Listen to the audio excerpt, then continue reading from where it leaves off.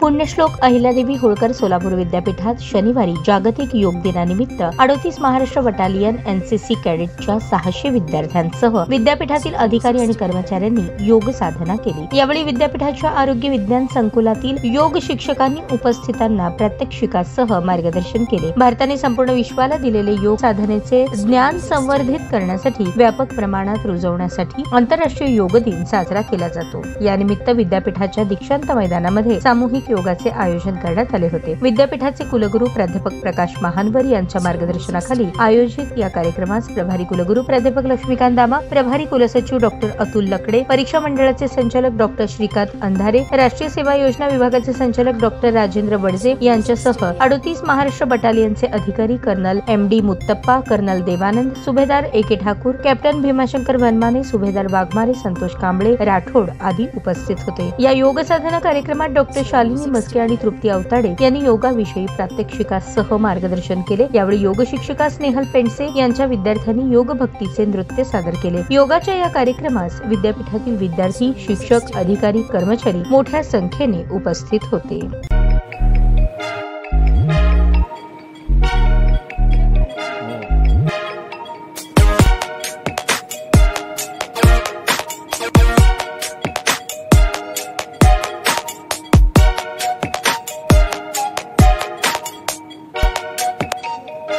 सोलापूर शहरातील सुप्रसिद्ध हॉस्पिटल म्हणजे सेंट्रल मल्टी स्पेशालिटी हॉस्पिटल मागील अनेक वर्षापासून सेवा बजावत आहे। 24 तास इमर्जन्सी सर्व्हिस, मॉडर्न टेक्नॉलॉजी, अनुभवी डॉक्टर्स तसेच अत्याधुनिक तंत्रज्ञान सुविधांनी सुसज्ज स्त्रीरोग, प्रसूती विभाग, ऑर्थोपेडिक विभाग, मेडिकल विभाग आणि इतर एकमेव नाव म्हणजे सेंट्रल मल्टी स्पेशालिटी हॉस्पिटल।